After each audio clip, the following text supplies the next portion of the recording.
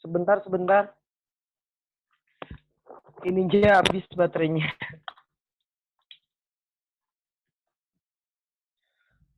Oke, kita lanjut.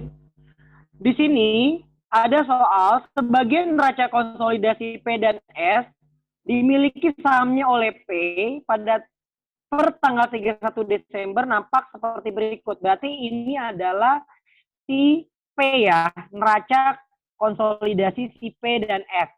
Oke, kita bisa lihat di sini. Neraca konsolidasinya di sini masih tersebut. Di sini per 6 bulan, yaitu dari 1 Januari 2011 adalah 40, untuk 1 Januari 2011 adalah 40.000. Jadi bunga 6 bulan yang nanti akan jatuh tempo tanggal 1 Januari 2011 adalah 40.000. Untuk long term liabilities diketahui nilai kuponnya adalah 8%. Maturity date-nya adalah angka nanti jatuh temponya adalah total dari nilai obligasinya, carrying value-nya maksudnya adalah carrying value sebelum adanya amortisasi diskon adalah 1 juta ya, dari 970 ditambah dengan 30.000. Ini yang harus kita perhatikan dulu. Terus yang menerbitkan bond payable adalah P, berarti di sini downstream ya. Pada tanggal 1 Juli 2011, S membeli 600 dengan bond payable, enggak? Dia kapan menerbitkan obligasi? Ada nggak? Nggak ada ya. Di soal ada nggak? Kalau kayak gini kita pakai asumsi nih. Kenapa kita bilang pakai asumsi? Kita bisa lihat di sini. Per 31 Desember 2010, nampak seperti berikut. Berarti obligasinya kan pasti dibuat per interest payable. Berarti dengan demikian, ini kita asumsikan, anggap aja obligasi itu diterbitkan tanggal 1 Januari 2010. Berarti masa manfaatnya berapa tahun? Masa jatuh temponya berarti berapa tahun? 2010, 11, 12, 13, 14. Karena di 1 Januari 2015. Berarti 5 tahun. 5 tahun. Ya kan? Betul ya? Iya, Pak. Iya, Pak. Betul? Oke. Di sini udah ketahuan 5 tahun. Kepemilikannya adalah 80%. Untuk bond interest payable-nya adalah 40.000. Sebenarnya ini 40.000 kita bisa tahu dari mana? 8% dibagi 2, karena per semi anual ya, bayarnya 6 bulan sekali, ini bisa kita tahu di sini. 6 bulan sekali berarti adalah 4%. 4% dikali dengan total dari pokoknya. Pokoknya berarti kalau kita lihat dari nilai kuponnya adalah 1 juta. Berarti 4% dikali dengan 1 juta, hasilnya sekian. Oke. Nah, untuk bunga efektif, sebenarnya kan kita pakai rumusnya kayak gini ya. 1/1 per N pangkat N dikurangi 1. Ya. Atau kalau kita pakai rumus Excel, kita bisa gunain sama dengan rate. Ini pakai asumsi bunga efektif. Jadi kita pakai asumsi nih di sini. Kalau kita pakai rumusnya bunga efektif, nanti akan nampak jumlahnya nggak beda-beda jauh sih. 4%-an masih tepat persenan. Gitu. Nah, untuk mencari MR dengan menggunakan rate bunga efektif tersebut, kita menggunakannya rumusnya sama dengan seperti ini. Jadi rate sama dengan, gitu ya, tahunnya dulu, berarti periode N-nya, titik koma, gitu, PMT-nya itu berapa, titik koma minus dari bond payment price, baru titik koma nilai pokoknya. Berarti nanti akan didapat sebesar 4,337 sekian. Nah, ini untuk bunga efektif dari sisi si P.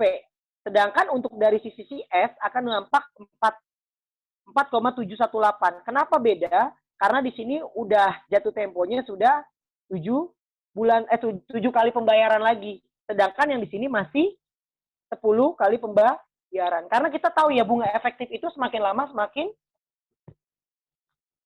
besar kan, tergantung dari carrying value-nya kan nanti kan. Tergantung dari carrying value-nya, maka nanti pasti interest expense-nya sama interest revenue-nya juga semakin lama semakin tinggi. Itu namanya bunga efektif.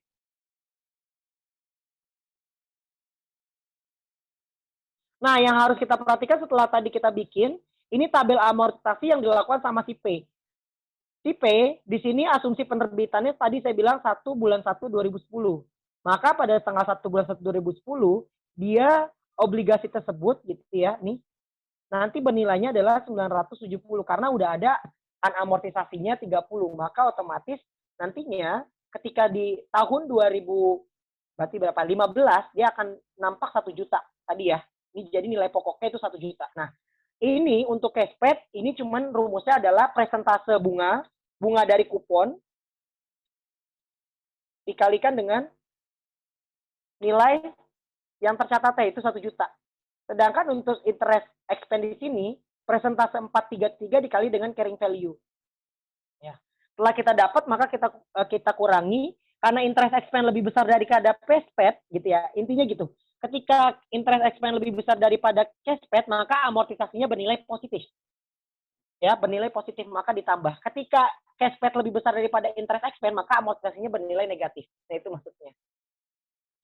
Nanti bakal di sininya akan dikurang kalau yang bernilai negatif. Nah, ini kita udah dapat tabel amortisasi CS. Nah, nih tabel amortisasi CS-nya tanggal 1 bulan 7 2011. Kenapa kita pakai carrying value-nya 574.800?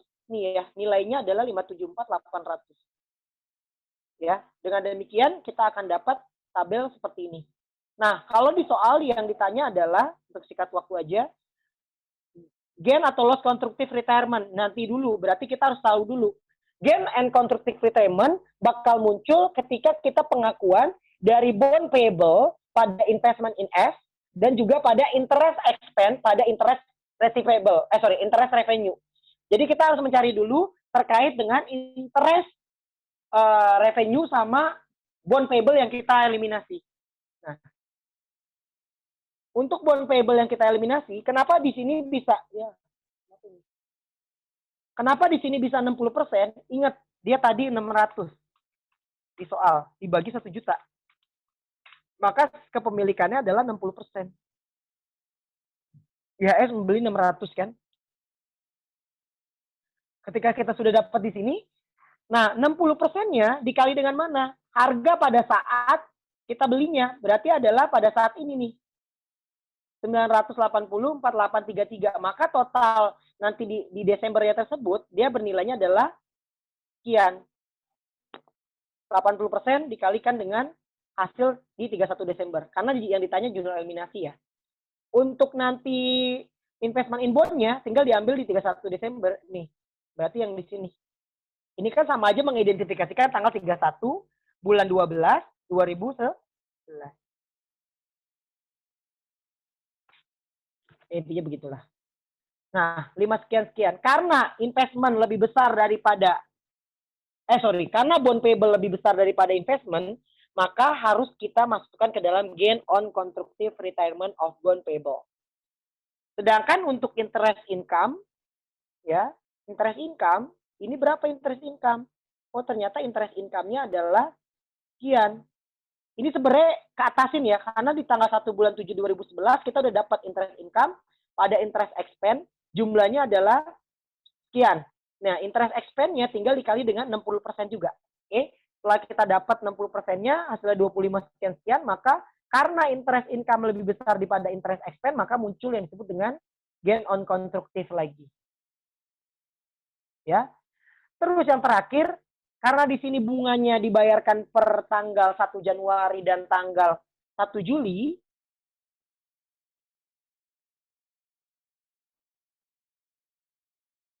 oke, 1 Juli, maka akan muncul interest payable pada interest receivable. Jumlahnya berapa? Yang diakui sama si ini aja. 27.269 berarti. Ini terkait dengan bunga yang bunga yang terhutang. Karena akan naik 1 kan. Oke. Lanjut soal 2. Pada tanggal 1 Juli 2011, P memiliki 80% saham di S, membeli 100.000 bond payable S dengan kurs 106. Oke, kursnya 106. Suku bunga 8%, bunga yang dibayarkan tiap 1 Januari dan 1 Juli. Bond jatuh tempo tanggal 1 Juli 2014, beberapa akun dalam neraca percobaan sebagai berikut. Nah, yang harus kita perhatikan adalah di sini. Interest receivable-nya, nanti kita yang ditanyakan di sini cuma eliminasi, maka kita eliminasi aja. Nah, aku mau nanya dong, berapa besar sih kepemilikan si P terhadap obligasinya si S? Berarti berapa persen? Kan dia beli 100. Tuh, bond payable dengan kurs 106. Berarti berapa persen?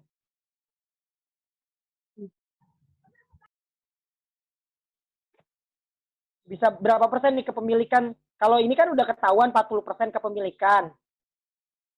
Maka kita bisa langsung eliminasi. Ya, ini 60%. Tadi rumusnya kayak gitu. Kalau ini berapa persen? Bagaimana caranya? Karena kita harus tahu interest in S bond-nya ini 105 ini berapa persen ya kepemilikan gitu kan?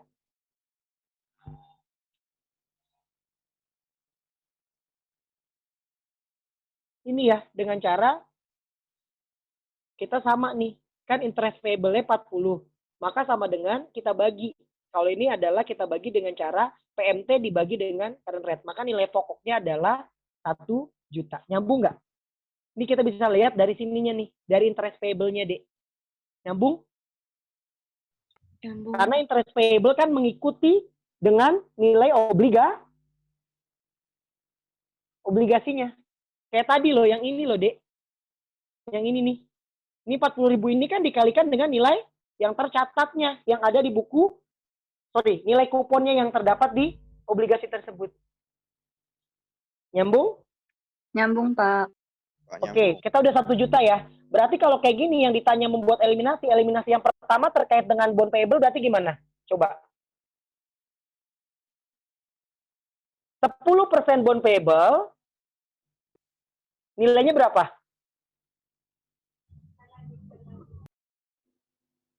985. 985.000. Iya, pinter. Pada investment in S 105.000. Lebih besar mana, bond payable atau investment in S? Investment. Berarti muncul loss atau gain? Muncul loss, ya, Pak. Iya, loss. Iya, muncul loss karena investment lebih besar. Itu yang pertama. Ya, loss-nya sekian. 6 ribuan berarti ya. 6 ribuan. Terus yang kedua terkait dengan interest. Ayo, interest expense sama interest income. Interest income-nya 3.000. Berarti di debit. Interest expense-nya berarti berapa?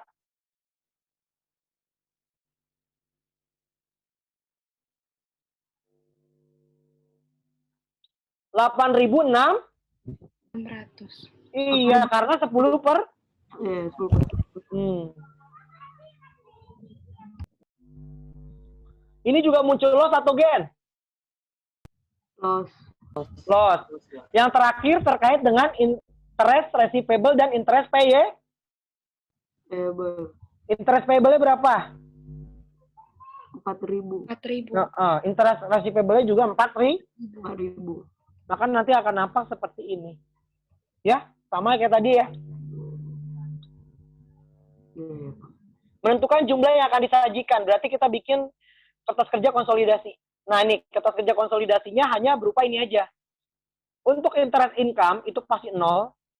Untuk interest expense itu pasti dikurangi dengan kepemilikannya si P terhadap S. 77.400. Loss on intercompany bond-nya tinggal ditambah. Nih. 6.500 ditambah 5.600. Hasilnya 12.100.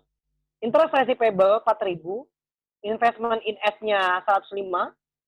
Interest payable-nya 36. Kenapa interest payable-nya? Karena harus ada di eliminasi. Jadi intinya adalah yang tadi jurnal eliminasi ini kita masukkan ke dalam kertas kerja konsolidasi. Maka nanti akan nampak laporan kertas kerja konsolidasinya 8%, bond payable-nya hanya 886.500.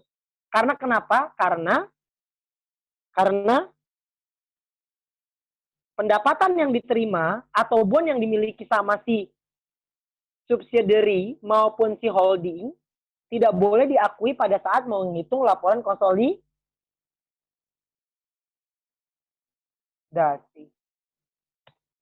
Oke ya, nyambung ya insya Allah ya. Ada yang mau ditanya dulu gak? Pak, boleh ulangin nggak Pak yang persen kepemilikan bond tadi Pak? Nih, Iya. kan kita tahu ya, 8% dibayarnya setiap 2 kali, berarti 4% ya. Betul? Iya. Iya, Pak. PMT-nya kan kita ngikut 4% dikalikan dengan 1 juta itu. Maka hasilnya adalah 40.000. Nah, karena di sini udah ada interest payable-nya adalah 40.000 PMT-nya ini, maka tinggal kita bagi aja dengan cara dengan cara 8% dibagi, kok 8% bagi 40.000 dibagi dengan 4%, hasilnya adalah 1 juta. Itu maksudnya, Dek. Berarti kan kalau 1 juta, kalau 10%, 100.000 per 1 juta berarti berapa persen? 1 juta, 10% kan? 10%. Kegedean, kebanyakan. Ya, 10%. Nyambung sampai sini, Dek? Nyambung, Pak. Nyambung, Pak. Saya lanjut ya. Iya, Pak.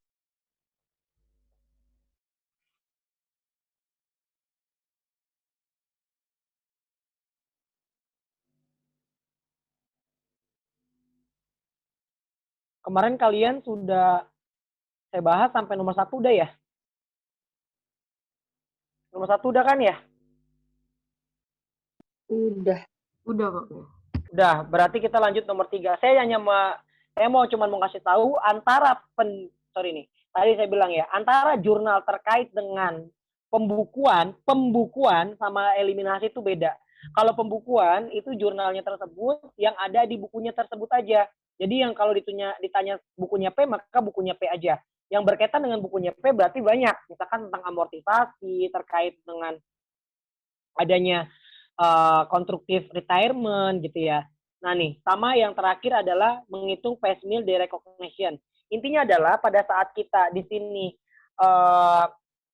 udah ada terkait dengan konstruktif tersebut atau laba atau rugi konstruktif, maka kita wajib melakukan penghapusan terhadap konstruktif retirement setiap tahunnya. Kalau misalkan di sini downstream, maka tidak ada kita kalikan dengan persentase kepemilikan. Tapi kalau di sini upstream, maka nanti akan masuk ke dalam pengalinya persentase kepemilikan. Maksudnya gimana sih, Pak? Nih, contoh, pada saat di sini kita mengakui piecemeal derecognition dengan soal nomor 1 itu adalah upstream, di mana si induk membeli obligasinya si perusahaan anak, gitu ya. Maka dengan demikian, investmentnya tersebut harus didebitkan dan ini dikreditkan. Karena kenapa? Loss. Maka loss itu harus dikembalikan lagi. Maksudnya dengan kata lain, kita tidak boleh mengakui loss. Dengan kata lain, nanti kita harus melakukan piecemeal derecognition atas constructive loss tersebut. Dengan cara apa? Nih, dengan cara adalah kita menghitung interest expense dikali dengan persentase kepemilikan. Kepemilikannya apa nih 40%? Kepemilikan si P atas bonnya tersebut. Baru dikurangi dengan constructive loss gitu ya. Baru dikali 80%. Nah, ini bedanya sama yang soal nomor 3. Soal nomor 3 nanti 80%-nya nggak ngikut. Karena kenapa? Karena yang transaksi nomor 3 adalah transaksi penerbitan obligasi di mana si anak yang beli obligasi perusahaan induk, bukan perusahaan induk yang membeli obligasi perusahaan anak. Oke, kita lanjut soal nomor 3 dulu deh.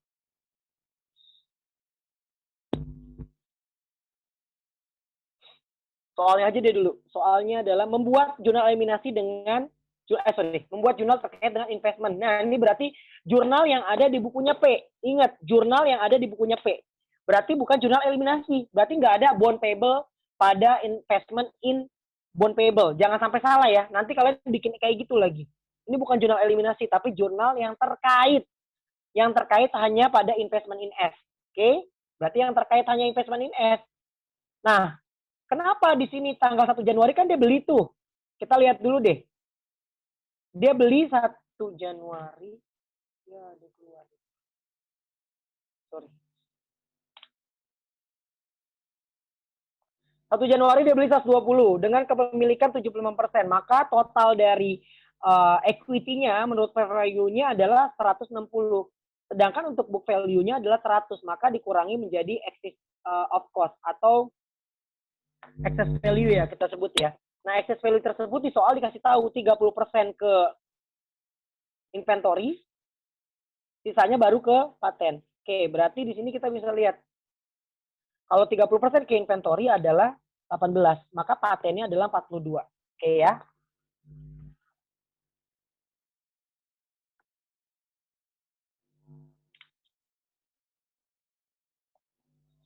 Sekarang kita lihat yang wajib kita bikin mana? Nih 2015 tar dulu. Ini bond payable 2016 tar dulu deh. Yang ini aja nih dulu. Pada tanggal 1 Januari, pada tanggal 1 Juli 2017, S membeli 40% beredar, bla bla bla bla. Diketahui net income. Yang ini aja dulu yang gampang nih. Net income. Berarti kita mengakui net income terlebih dahulu. Net income 150, kenapa bisa 50? Karena kita kepemilikan 75% dikali dengan 200. Untuk dividen, ini gampang ya. Kalian ini harusnya udah di luar kepala. Cash pada investment, karena menggunakan metode equity, ya, bukan dividen income ya. Kalau dividen income kalau menggunakan metode cost. Berarti cash pada investment S nilai 60.000. Nah, terus yang kedua, kita udah tahu nih di sini. Paten kita 10 tahun. Berarti 42 dibagi 10 tahun dikalikan dengan persentase kepemilikan 75%. Maka income from pada investment sebesar 3.150. Kenapa income from pada investment? Karena di sini akan menyebabkan biaya. Dengan kata lain, income-nya didebitkan. Terus di sini ada soal lagi nih. 1 Januari bla bla bla membeli equipment. Oke, membeli equipment milik S berarti upstream dengan keuntungan 25.000. Oke, 25.000. 25.000 berarti digunakan 5 tahun, berarti dibagi dengan 5. 25.000 dibagi dengan 5 berarti berapa? 5.000. 5.000 dikali 75%. 3.000. Nah, 3.050. Nah, kenapa di sini kita mengakui full demikian gitu kan? Karena di sini walaupun demikian terkait dengan barangnya tersebut, ini kan ada keuntungan tersebut kan unrealized profit ya. Ini sebenarnya terjadi karena adanya unrealized profit atau unrealized gain dari upstream. Dengan kata lain, kita mencatat lebih tinggi apanya? Apa yang lebih tinggi kalau menurut kalian? Ini 3.750 ini sebenarnya kita nyatat lebih tinggi dari segi apa sih? Dari depresi ya sih, sehingga dengan demikian realize-nya tersebut harus ditambahkan gitu loh pada investment pada income from. Nah, yang ketiga, ini terkait dengan adanya constructive gain dan income price meal the recognition of constructive gain. Nah, untuk mencari ini kita harus mencari dulu nilai obligasi. Kalau yang lainnya enggak ya, kita enggak harus bikin tabel amortisasi dan likuidasi. Kenapa kita bilang kayak begitu? Karena ingat nih di sini. Pada tanggal 1 Januari 2016 P menerbitkan bond. Ya. Bond tersebut 2016, sekarang disuruh di soal adalah 2017. Berarti kita harus bikin tabelnya dulu supaya memudahkan kita untuk menghitung demikian. Nah, ini mencari harga bond jual. Ingat ya, kemarin saya udah kasih tahu caranya adalah present value dari total yang ada di sini. Jadi ada standar rate, ada market rate, ada periode. Market rate ini diambil dari mana? Dari market yield. Jadi kalau kemarin kan kita menghitung market yield-nya itu dengan interpolasi. Nah, di sini nggak usah hitung lagi. Karena sudah ada market rate-nya, maka interpolasi tidak usah dimasukkan lagi. Kalau yang kemarin soal latihan 1, latihan 2 itu kan kita disuruh menggunakan market yield-nya belum tahu. Maka dengan demikian kita menghitung interpolasinya berapa. Nah ini PMT, PV 0, atau bisa langsung ditulis 103.958 karena di sini udah ada nih.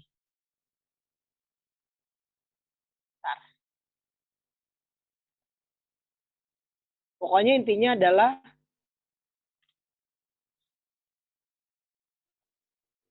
jumlahnya harus sama dengan yang ada di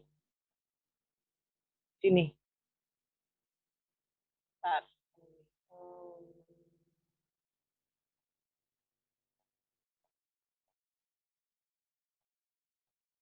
Market yield-nya coba coupon rate pada saat itu adalah 9%. Melaporkan net income 20 dan 60. Satu membeli obligasi beredar harga 40 pada itu yaitu 95 diketahui income from revenue. Oke, udah cukup ya. Ini berarti kalau soal nomor 1 kan memang bisa langsung ditulis 92 karena di sini udah ada keterangan kalau nggak salah. 92 itu kayak kemarin ada keterangannya nggak sih? Bentar ya. Kalau Ada nggak Kak, poin B. mana? Poin Ini B. ada. Kalau ini ada nggak tadi keterangannya? 103. Kalau nggak ada berarti ini saya asal nulis aja. Harusnya pakai rumus. Kalau nggak ada berarti kita pakai rumus. Kalau nggak ada kita pakai langsung tulis. Nggak ada ya di sini ya? Nggak ada kan? Berarti kita pakai rumus. Iya. Yang tadi rumusnya pakai PV. Di present value kan. Oke. Maka nanti kalau kita udah bikin kayak gitu, kita bikin yang disebut dengan carrying value of bondnya tersebut atau tabel amortisasi. Yang ini punyanya siapa? Punyanya si P atau punyanya si S? Interest expense. Punyanya siapa interest expense di sini? Halo? Punya P. Iya, punyanya si P ya. Jadi carrying value-nya adalah 103 sekian-sekian. Nah, ini kita jurnal, sedangkan punyanya si S demikian. Nah, bagaimana kita melakukan, berarti kita udah tahu nih, konstruktif gain-nya kan sama kayak tadi ya. Sama kayak di soal yang sebelumnya. Cara menghitung konstruktif gain itu kan dengan cara harga beli dikurangi dengan harga value of bond-nya. Sekarang kita lihat di sini. Harga belinya berapa? 40.500. Carrying value of bond-nya di tanggal belinya tanggal 1 bulan 7 2017-nya berapa? Oh, ternyata segini. Dikali dengan berapa persen? Oh, dikali dengan 40%. Maka otomatis carrying value of bond-nya akan nambah sebesar, constructive gain-nya akan kita jurnal yaitu investment in S pada income from S. 679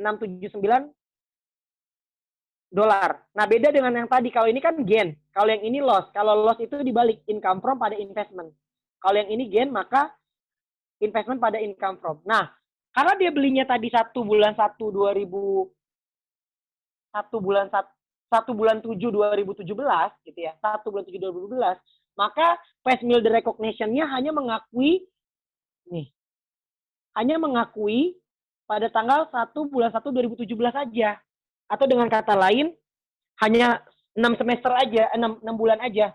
Nah, cara menghitungnya adalah berarti di sini kita bisa lihat interest revenue ya dikurang dengan 40% dari interest expense.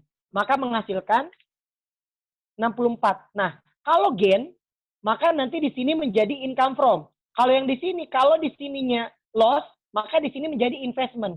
Kenapa? Saling tutup. Jadi kalian itu harus paham, kalau di sini investment pasti pada saat di Pace Mill, dia di sini jadi income from. Karena saling tutup, nggak boleh ada pengakuan dari constructive gain tersebut lama-lama setiap tahun itu akan berkurang. Nah, untuk soal selanjutnya, tanggal 31 Desember 2018, ini sama ya. Yang untuk investment income-nya ini tinggal lihat dari soal, ternyata di soal pada tahun 2017, untungnya adalah 200 dan sama di sini. Tapi di sini dividennya 100. Maka dividennya adalah 75. Ya. Kalau yang di sini 60 karena dividennya 80. Bedanya di situ. Untuk yang ini income from pada investment in S ini untuk amortisasi dari ekses paten. Untuk ekses paten. Nah, ini untuk unrealized gain ini sama, setiap tahun itu pasti sama. Karena beluman habis masa waktunya tadi kan 5 tahun, maka masih ada tersebut. Nah, ini bedanya. Pada saat kita menghitung konstruktif dari income from S dan investment in S pada income from S untuk konstruktif gain pada tahun 2018 itu nanti nggak akan ada ya. Adanya adalah pada saat kita menghitung Pace Mill the recognition of construction gain-nya. Nah, ini kalau yang ini karena tahun 2018 itu full time, kita belinya, kalau tadi kan di tahun 2017 kita belinya 1 bulan 7 2017. Dengan kata lain kita cuma ada 6 bulan. Kalau ini kan kita belinya full time dengan atau 1 tahun periode. Maka di sini kita akan menghitungnya tersebut sama kayak tadi, tapi ini 1 tahun. Nih. 151. Nah, ini 1 tahun kita ngambilnya. Ya, interest revenue gitu kan. Dikali dengan persentase dikalikan dengan interest expense. Tapi 1 tahun. Kalau tadi cuman di bulan ke-7 gitu loh. Kalau ini di 1 tahun kan. Karena kenapa? 2018 kan dia nggak ada hubungannya sama tanggal pembelian. Tanggal pembeliannya kan tadi tanggal 1 bulan 7 2017. Intinya di situ aja sih, Dek. Oke, saya rasa cukup itu aja dulu deh materinya.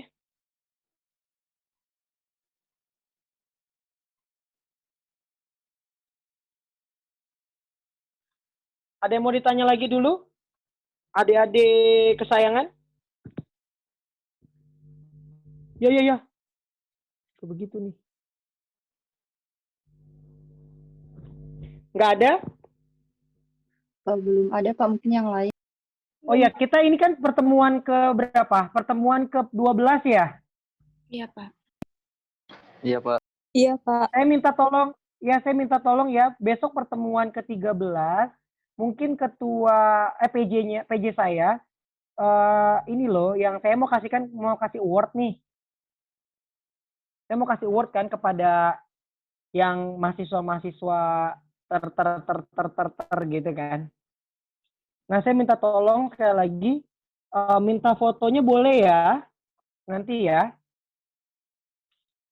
Izin minta foto ya, habis itu saya hapus kok. Tenang. Foto. Oke? Foto selfie boleh. Mungkin Yolanda bisa di unrecord, unrecordnya di